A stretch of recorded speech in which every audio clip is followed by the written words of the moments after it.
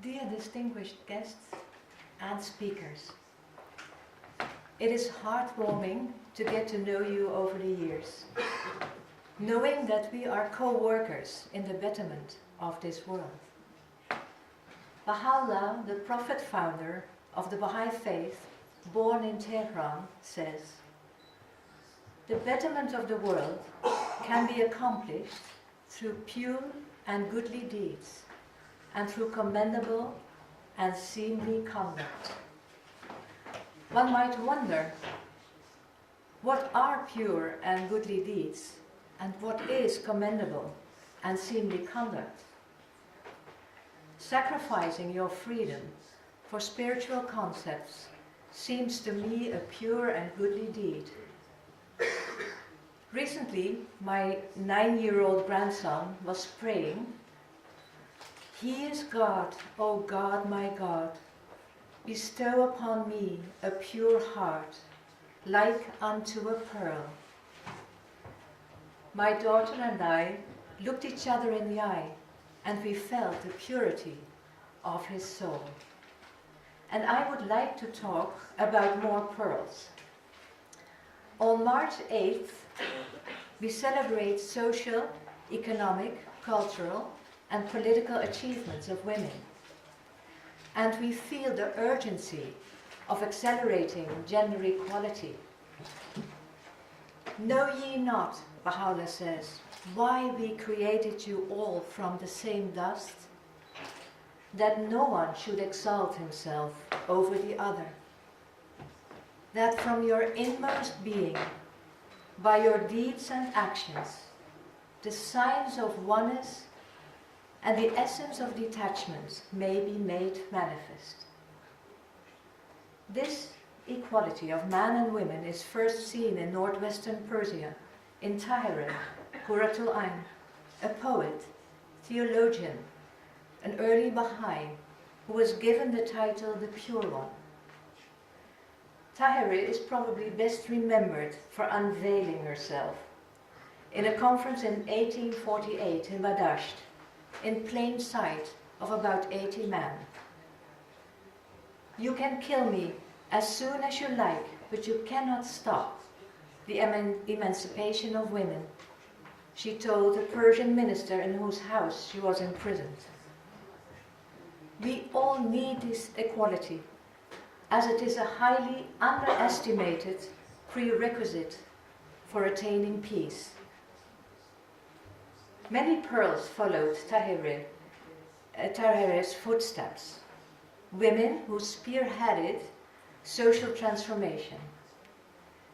Some of these loved ones are still in prison, others left prison, and many had to leave their home country, like some of you. These are all the pearls of our time. Any of us can contribute to a better life for all. A systematic denial of equality or education, as for Bahá'í youth who have no access to higher education, unfair trials, persecution of any kind, can no longer conceal the underlying worldly aims. When the first 4 members of the Yaran, the former Bahá'í leadership, served their 10 years term in prison, 26,000 items of misleading propaganda about the Baha'is and their faith were disseminated, only since 2014. So institutionalized has lying become in official circles that statements made by the authorities in Iran increasingly lack any credibility.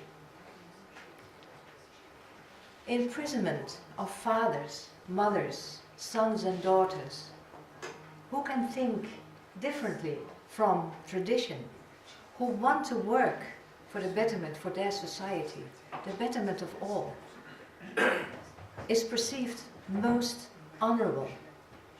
For the ones who put them in prison, it works in the opposite way. When Mansoureh showed me the beautiful items of 7 artists for the mobile museum, I was quite moved. How is it possible, I thought, that beauty comes out of such an ugly place. You could immediately see with how much love and patience these items were made. Preparing this speech, I noticed that I defended 5 women who had sent their art for this mobile museum. They all became well known, and their faces so familiar. And 2 of them are my co-religionists, Mahvash Sabet and Fariba Kamalabadi. I was so thrilled to hear today that one of the poems of Mahvash has been so beautifully translated into Dutch, thanks to Professor Halle Gorashi of VU University Amsterdam.